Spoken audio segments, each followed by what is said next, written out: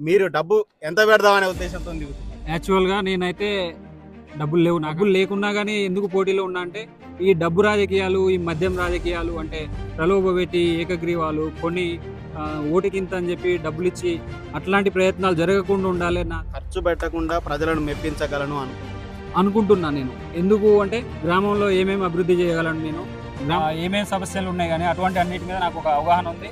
Government నుంచి కొట్లాడి నిధులు సాధించి నేను గ్రామాన్ని అన్ని రకాలుగా అభివృద్ధి చేస్తా అనే యువత రాజకీయాలకు రావాలి అంటారు.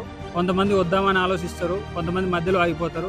దయచేసి యువత, చదువుకున్న యువత, విద్యార్థులు, చదువుకున్న వాళ్ళందరూ కూడా, విద్యావంతులందరూ కూడా రాజకీయాలకు వస్తే ఎటువంటి అన్యాయాలు, అక్రమాలు ఇట్లాంటి తావు ఉండదు. నేను ఓడిపోయినా కానీ నేను నో ప్రాబ్లం. నా వల్ల కొంతమంది జనాలైనా, యువత అయినా మారాలని నేను నామినేషన్ వేయడం జరిగింది. నా వల్ల కొంతమంది అయినా మారుతారు, రాజకీయాలకు వస్తారు అనే ఆలోచనతోనే సర్పంచ్గా నామినేషన్ వేయడం జరిగింది.